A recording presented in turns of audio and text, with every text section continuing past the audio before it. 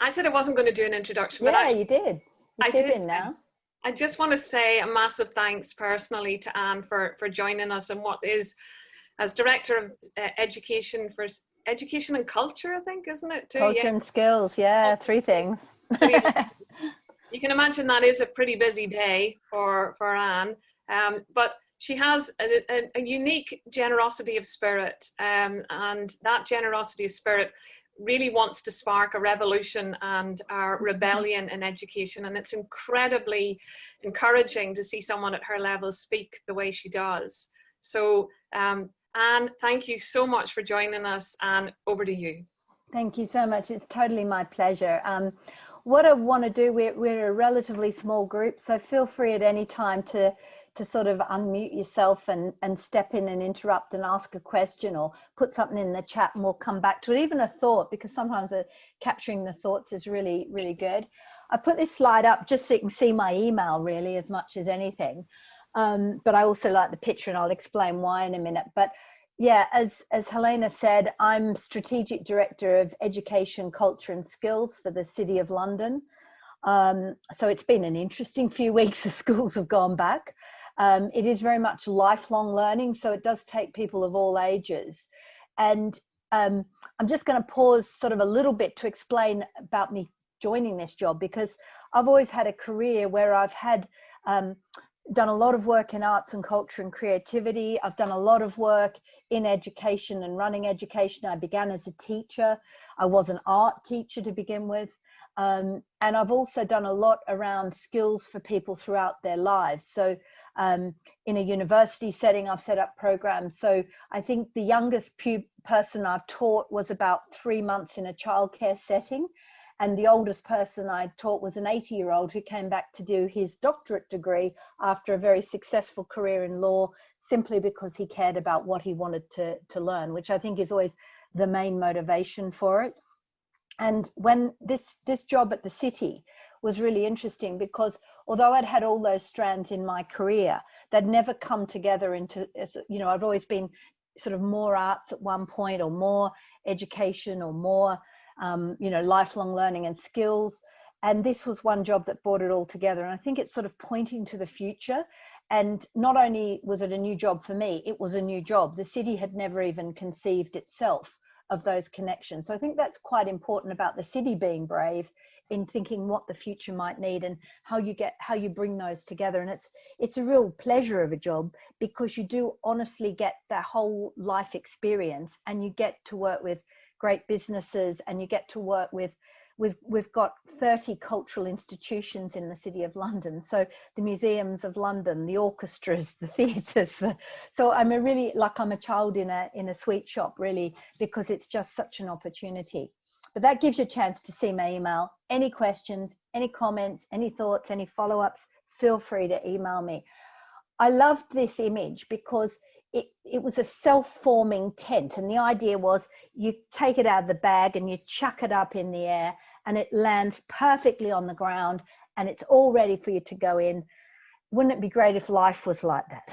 Wouldn't it be great if at the moment we could just simply take out a thing out and it would just land? But it doesn't. And it really, being able to predict how things will land is really complicated. I've put a date up here, June 2038, and you can use the chat if I can see it. Just trying to see if I can see it. Can I see the chat from here? I don't know. But colleagues can shout out. You can unmute your microphone. What's that date mean? Why is that date there? Any ideas? Some puzzled looks. Someone said, is that when we'll get a cure for COVID? Maybe.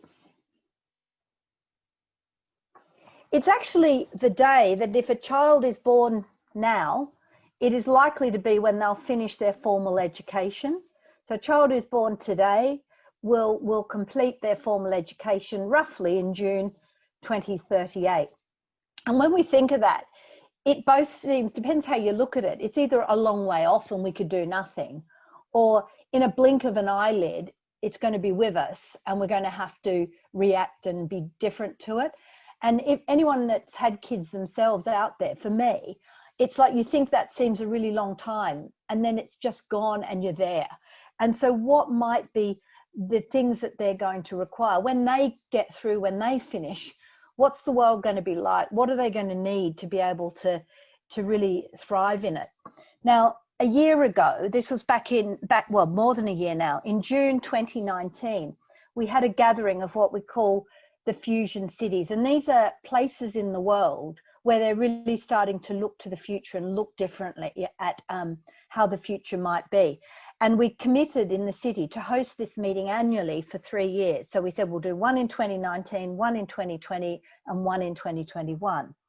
And we began the meeting with this quite crazy thing where I said to people that I think there's like a tsunami coming, because when a tsunami arrives to a place, there's actually a whole lot of signs and symbols that we see and we sense and we know, but we're just not attuned to them. So for example, birds will, a week before, birds will fly out in a very strange way out from their trees. The ground temperature changes. There is different moisture levels within plants. There's all these signs that we know this is happening, but we don't actually react to it. And I said, this is what we are in a situation now where we know there are many signs of disruptions, but we're ignoring it. We're just sort of going to wait till it sort of comes upon us.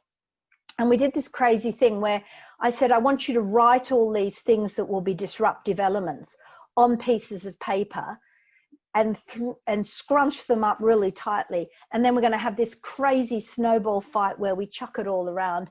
And then I want you to pick up as many pieces of these snowballs as you can, unwrap them, look at what's written on them, and see what we're all seeing are these disruption factors. So let this be obvious. And what happened was we then looked at how many said the same things. Now, this was what was said a year ago, and these are actually in order: globalization, the sharing economy, the speed of change, the mistrust of institutions, rapid movement to self-employment, the collapse of the middle-skilled job, the loss of health and well-being, right? So we started to, now if you look at that list of a year ago, how many of those things have we had to deal with in the last, time since we've had COVID? You can pretty much tick off the list.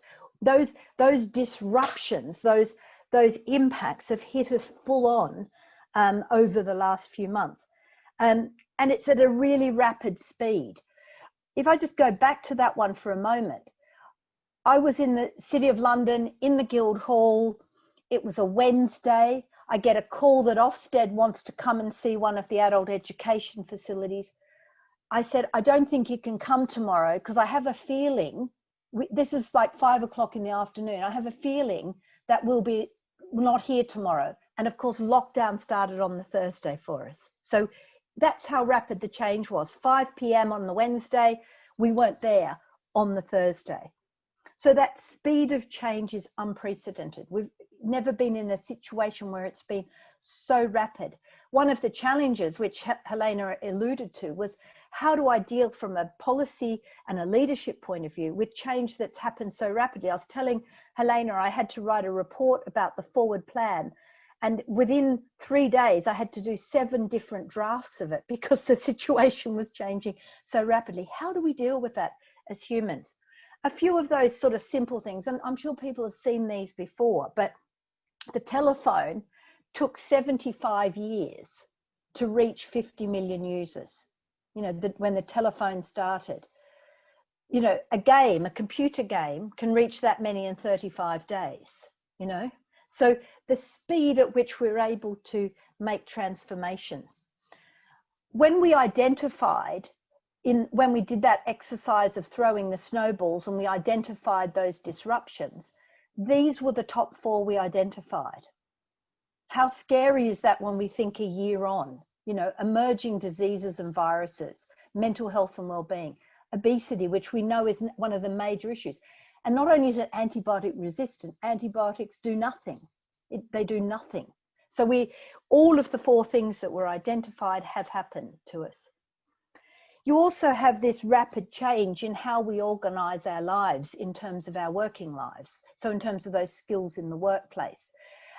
Does anyone know what this graph represents? I haven't put So it goes along the bottom, I'll read it. It goes mobility, hospitality, on-demand services, fashion and clothing, businesses and work, da, da, da, goes along. Does anyone know what it represents? What it's graphing? This is industries where people are now, companies that are large companies in these industries have no employees per se, have no factory, have no manufacture, have no shops or no outlets, but make a lot of money. So mobility is the whole transport industry. So everything from Uber to contract truck drivers. So you have Uber as one of the largest transport companies where they don't own a single vehicle, they don't employ a single person or very few people, and they largely operate as a system. Hospitality is an area where this is the case. You've got things like fashion and clothing. So you have the largest retailer in the world, which is based, Alibaba, which is based out of China, where they have not a single warehouse, no stock, no employees, no shops, and yet they're the largest fashion retailer. These sorts of things are fundamental disruptions to the way we think. I mentioned about this growing divide, and sadly, as a result of COVID, this has become even worse. This is a pattern that we see a disappearance of middle-skilled employment. So there's still an abundance of low-skilled and there's still an abundance of very high-skilled, but nothing in the middle.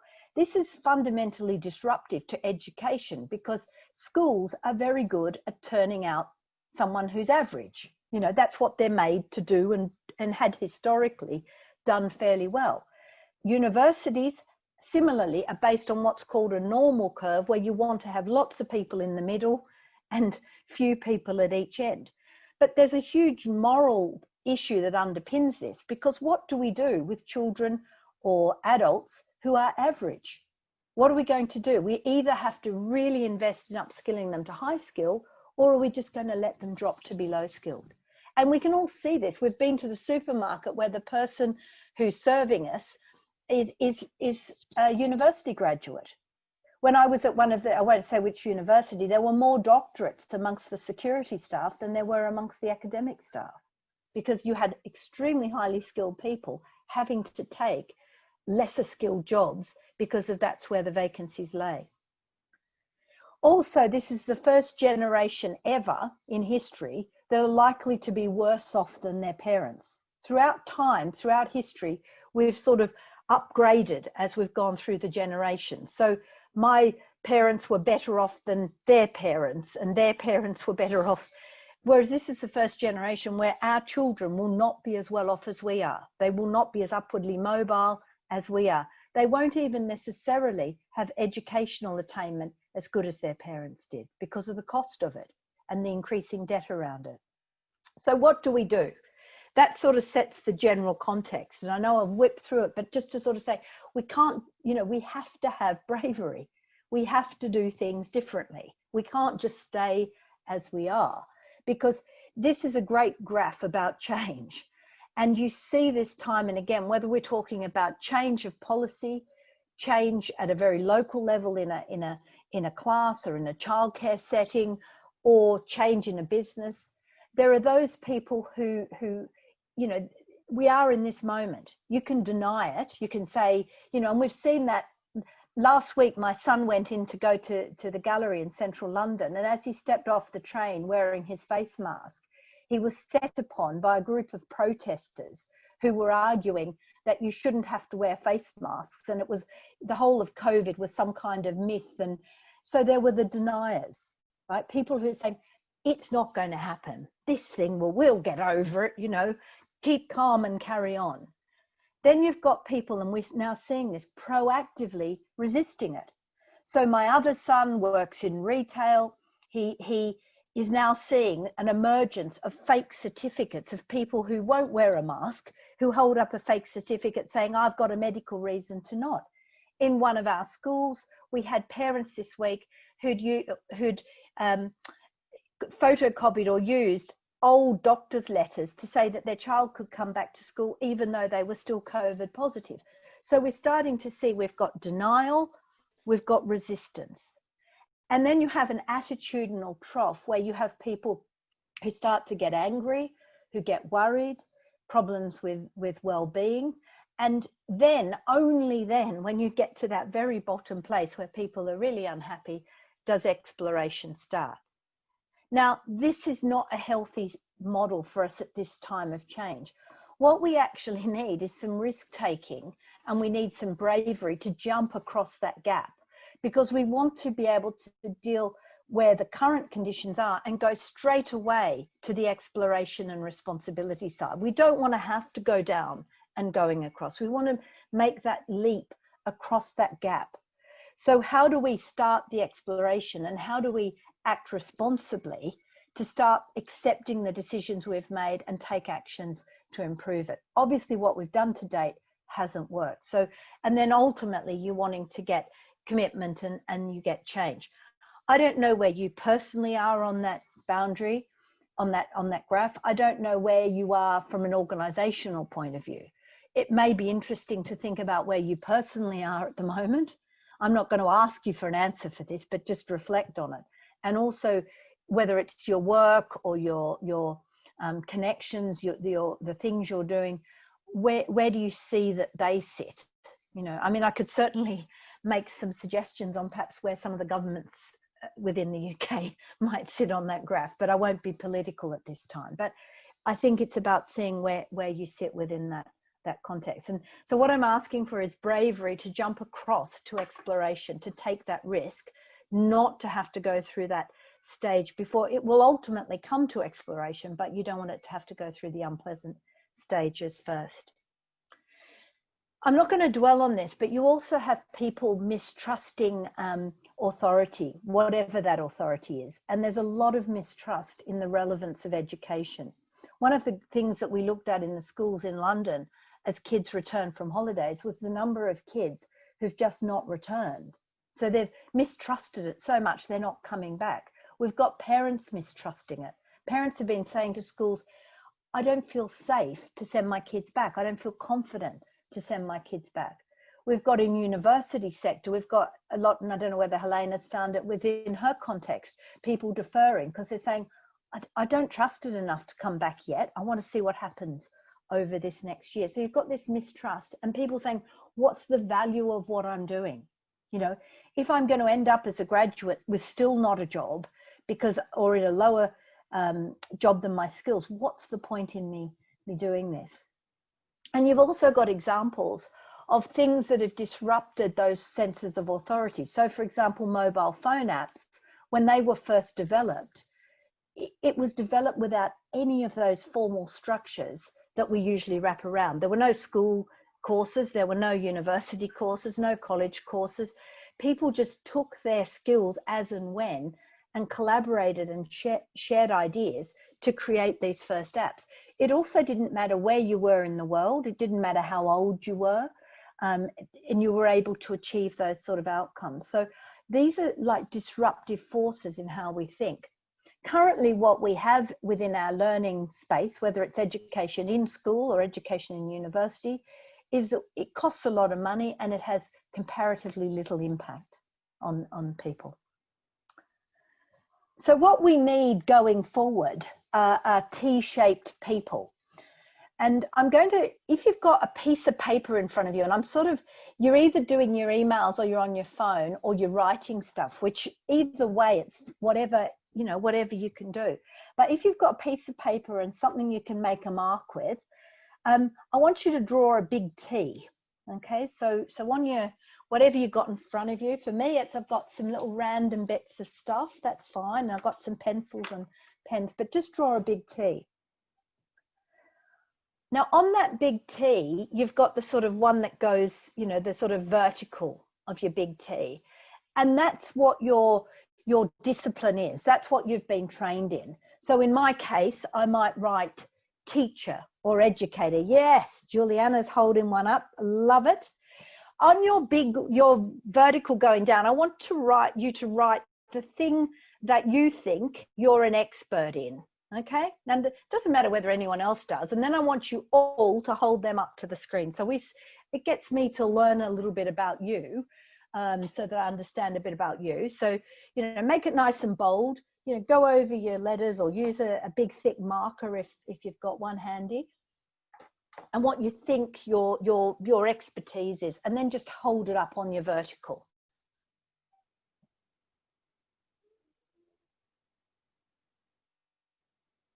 Okay, hold it up to the screen so I can see you then. Hold them up to your, yes, perfect, lovely. Now I'm going to put my glasses on for this because otherwise I won't see. Oh yeah, brilliant. Excellent. Hold them all up because hopefully soon I'm going to see lots of T's on the screens. Keep holding them up. Great.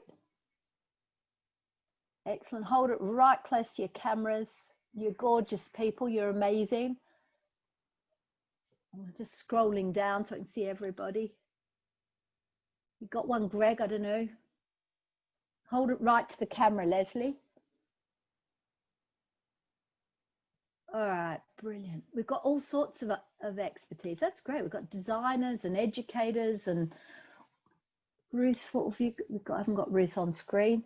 Okay, so on the other one now, on the horizontal, the top of the T, I want you to now, this area is about the things that you think are not what you trained in, not what you even have expertise in, but the qualities of you, the skills, what we refer to as fusion, but I'll come to that term later. But these are the qualities of you that make you good at something. So recently we had a team away day online, and we had this sort of simple online test, and I came out as an optimist. So on my T across the top, I would write things like I'm optimistic, I'm creative, I hope I'm okay at oral communication. I want you along the top to write all of the things that you think are not the things that you have expertise or training in, but the things that make you a special, able to make a special contribution. They're the secrets of your success. All right, and be proud here. Don't be shy about. Oh, sorry. Don't be shy about what you're going to put there. And once again, if you can then, when you've written all them on, let's hold them up to the screen so we can really see those.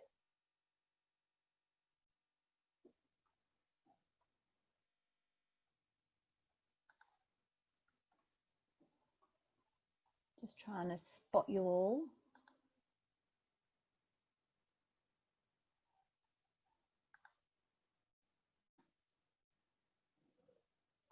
Oh, I can see Helena. Wait a sec. I got it. Once again, this is when you get old. You have to wear your glasses to see anything.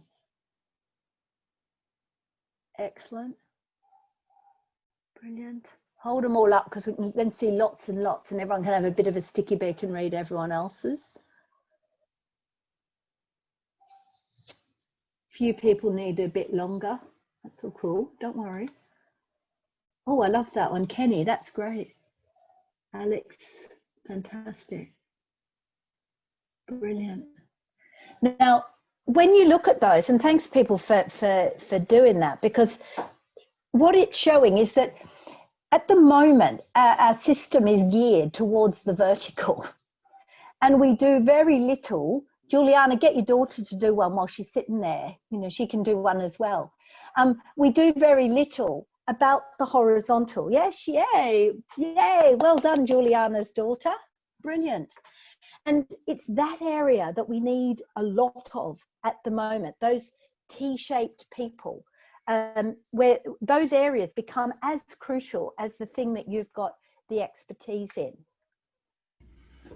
So what we refer to those horizontals as are fusion skills. And when you look at your horizontal, this is the list of the top 12 most important fusion skills. By the way, I'll share this presentation with whoever and we can make sure it's somewhere so you can get these. But what that shows, I wonder who wrote some of those down. I saw creativity on some people. I saw things like organizational skills or problem solving. People had sense of humor, which is probably to do with collaboration and teamwork because it helps you to make relationships.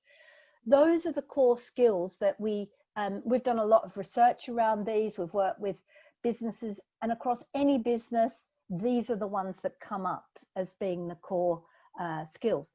Just a quick sort of show of the hands, and you can just hold them up to the screen because it's a bit more friendly than all of the gizmos. Who had one or more of those on their list of across their top of their T? Just sort of put your hand up to the screen. Yeah, loads of you. You see what I'm saying? These are the things that make you successful and make you work. I want to sort of introduce you to this little guy, and then I'm going to show you an animation in the moment, because we looked at trying to capture these, we invented this word fusion to describe it. And the reason we use the word fusion, I'm just going to flip back to this for a minute, is because right in the middle of it, you've got us and I. So there's us sitting there, and there's I there. And also the word on, which as an Australian, this comes across as get on with it, you know, like don't just talk about it, get on, do something, right? So we wanted a word that wasn't, because people will talk about things like transversal, interdisciplinary. The one I hate the most, soft skills. I mean, that's just a terrible thing to say to people. And all of those, or essential skills, all of those are very value-laden terms, because if I'm meeting a 59-year-old Bangladeshi woman who's been raising a family really successfully, and then I say to her, you don't have all of the essential skills to get a job, that's a terrible message for that person. Whereas with this approach, we can say, listen, you have a lot of these fusion skills, but we will work on these other ones that you may need to develop a little bit more. So we developed this little character. The actual I is made up of 12 points, because it's recognizing that when you go back to these 12 skills, some of us have stronger ones in some areas and less strong in other areas. So everyone's dot is different. Everyone is unique and special. So this is my I dot. I don't know if you can see really closely, it's got little 12 points on it around there. And it's me.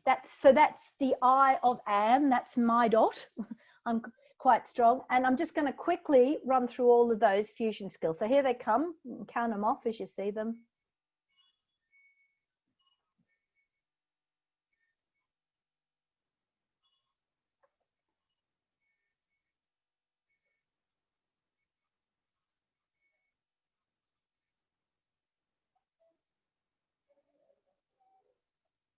And back to where we are. Oh, still going.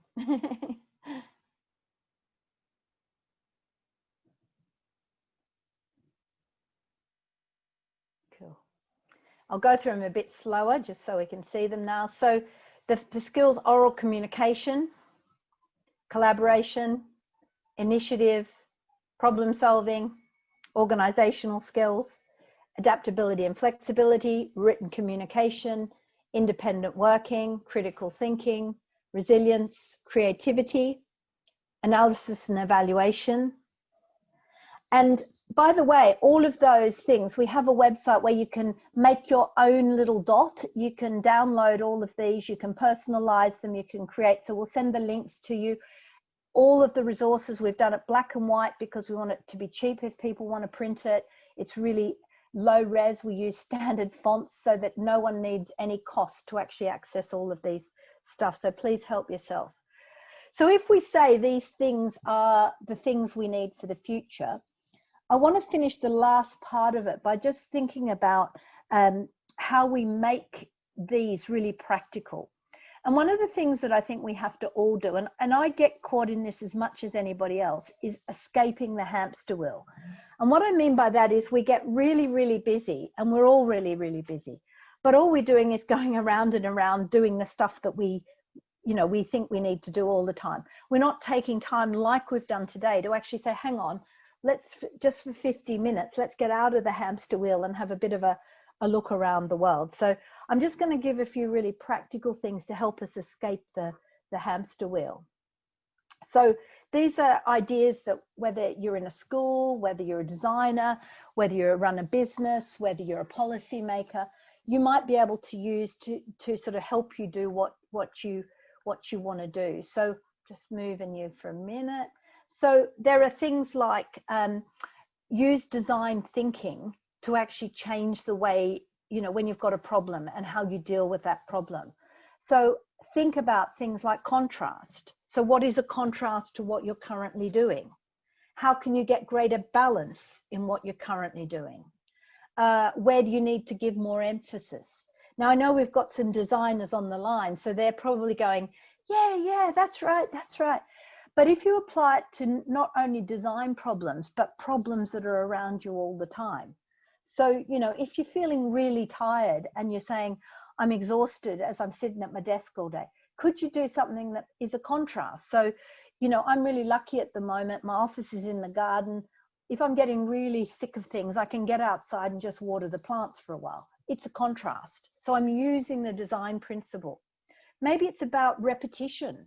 What is it you're doing really well that warrants repeating it? You know, sometimes it's everything new all the time. The importance of white space. You know, what is the white space in your life at the moment? What is the white space in your business? We've just tried to create white space in our diaries, and people hate white space in my diaries. They keep trying to fill it up because they're really bothered by this sort of, you know, space around, this sort of whiteness here. But if we have this whiteness, it helps to really draw our attention to what we see. So try, that's just one really practical thing, is whatever whatever your situation, try applying design principles to it. If you start to see that in place, you start to see, if we base, this is a design of what might a classroom look like if it was designed specifically to promote fusion skills. You know, how could we actually make it work to promote fusion skills, especially in a hybrid learning environment that people are worried about at the moment. Here's Google's Classroom of the Future, where they've got children designing what classrooms would look like and what it would have in it. And I don't know if you've seen it, go into the watchtower on the website for this event and have a look at some of the videos. There's a great one of, you know, designing the school of the future using Lego. You know, feel free to physically explore things to think about what that might look like. Picture of a fish. If you eat fish and you like to buy fresh fish, and I've just recently come back from Italy, and there's a wonderful place I can go to where you get fish from the boat. But if you want to know if fish is fresh, you smell the head, you don't smell the tail. Because if you smell the head and it smells fresh, then the rest of the fish is going to be fresh. If you smell the tail, then the rest of the fish is rotten by the time it gets to the tail. Now, this is a visual metaphor because it's the same with any organization. If you want to know, is this organization fresh? Is it doing interesting things? Smell the head, right? Smell the leadership in that space. Because if the leadership seems fresh and innovative, the chances are the whole fish will be, right? If it's only at the tail that it's fresh, you could have a rotten fish and it's only fresh at the end. So just think fish when you think about organizational change and leadership, if you could. The other thing I'm really big on is verbs. I'm loving verbs because verbs are action words. And whenever you're writing anything where you're wanting to engage people in making change and be brave, write it in verbs, and ideally verbs with the ing on the end. You know, what are you planning? What are you initiating? What are you creating? What are you problem solving? Right? So use verbs a lot in what you do and put ings.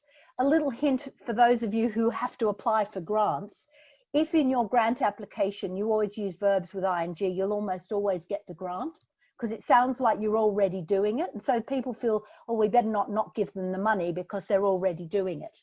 So always use verbs and ing because it makes a huge difference in how you speak, how you write. I want you to do something now because you've been sitting for too long and you've been sitting there. You've been great. You've been nodding and smiling and laughing, and I can see you're physically active, but I want you to get that piece of paper again. It can be the back of your tea.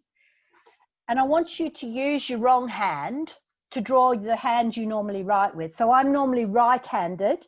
So I'm going to get my pencil in my left hand and I'm going to draw my hand. And I'm not going to trace around it because that's cheats. You can't do that. You've got to actually draw it. as you're looking at it, because I think I wanted you to do something, because I was talking about doing.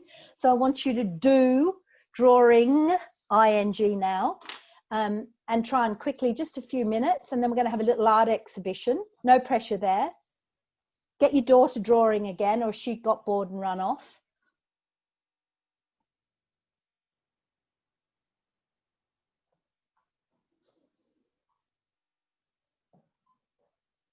You could probably put these in the watchtower too, couldn't you, Helena?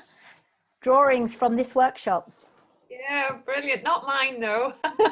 Come on, get drawing. I'm drawing. No pressure here. While you're drawing away, I'm just going to babble a bit, but keep drawing. Yeah. Oh my goodness, that's a bit scarily good. That's good. Now everyone's really ashamed now. Put yours down for a minute, because otherwise they're all going to be shy and no one will show their meager efforts. But that's actually a point I want to make, right? When I gave you this task to do it, I actually said, I want you to show it to me.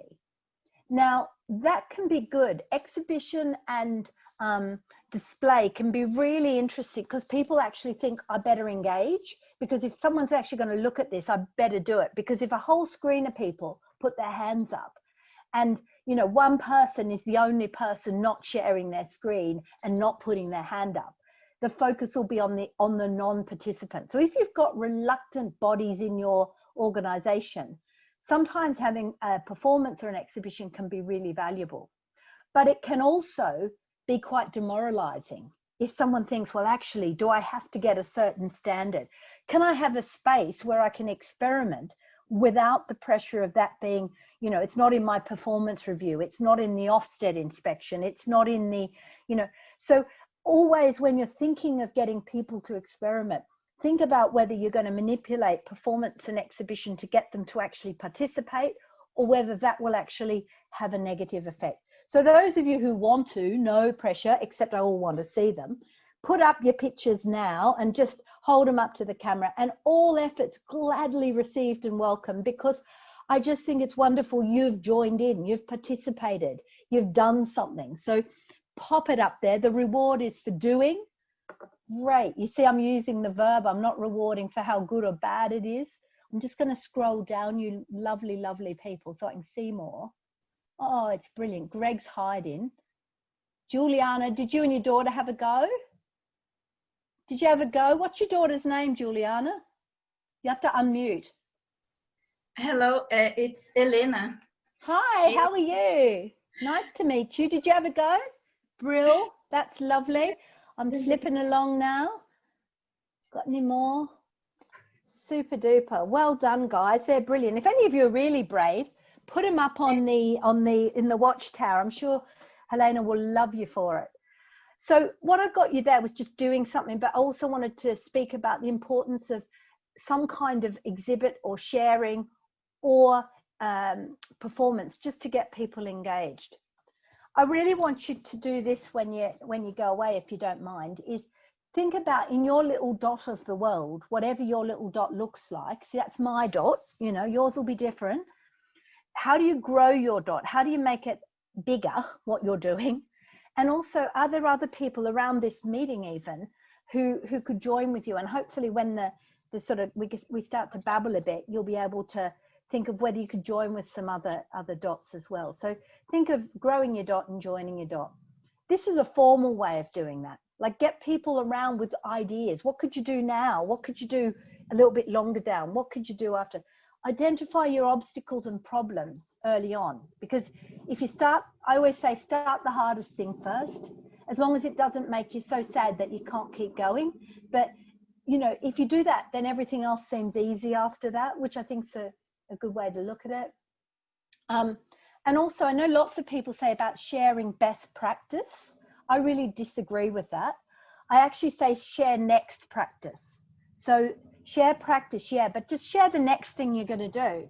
Because, and I love this image of the little one learning to walk. When a child's learning to walk, you don't say to them, well, is that the best first step you can take? Come on, you know, I'm sure you can do a better first step than that. You celebrate, oh, you've stood up. Oh, you've taken one step. oh my goodness, look, it's 2, it's 3. And when they start doing 20, you actually lose interest because they start to rip all your cupboards open and spill stuff on the floor and whatever. So you don't actually worry as much, you know, and certainly by the time they're as old as my kids, you know, in their 20s and 30s, you don't go, that was great walking today you did, you know, youngster. You know, you don't care, you know, you really celebrate those next steps. And I want you to sort of hold that image in your mind in terms of, think of just do the next step. You know, it doesn't have to be your best. As long as it's the next one, that's more than enough. That's brilliant stuff. I'm a great fan of the P word. I use this all the time. I know Helena's heard me bang on about this. It's weird. As soon as you call some crazy idea a pilot test, people even give you money for it. It's the strangest thing. So I say everything is a pilot test. So when I want schools in London to try something new, I say it's only a pilot test, because then they'll all do it. If it's a real super success, you can just drop the pilot test language and keep it going. If it's a failure, you can look like you're a real clever bunny and say, well, we've reflected and we've learned from our mistakes and it was an important part of the journey. So always call anything risky a pilot test is a good hint. And as I said, people even fund you for pilot tests. I mean, someone's funded all of this wonderful festival, and I think Scotland is to be so praised because they think, well, this is interesting, we'll give it a go. A pilot test. Create space. As I said, don't forget your white space, whether it's mental white space, physical white space, virtual white space. Make sure you've got some white space. And play in the white space. This is a graph of the amount of time kids spend into school. And often we try and shove everything in this center bit, the curriculum. We don't even remember there's space around in the schools, and there's certainly white space around the rest of the time, out of school, after school, in their own time. And you can see that when you look in a child's eye, right? Try and use the whole thing so that it really sparkles. I'm going to shut up then, but I want to finish with a poem. Can I finish with a poem? So here's a poem. A few nods. So it's called Cloths of Heaven. And I just like this because it's what we're about. Had I the heavens embroidered cloths enwrought with golden and silver light, the blue and the dim and the dark cloths of night, of light and of half light, I would spread the cloths under your feet. But I, being poor, have only my dreams. I've spread my dreams under your feet.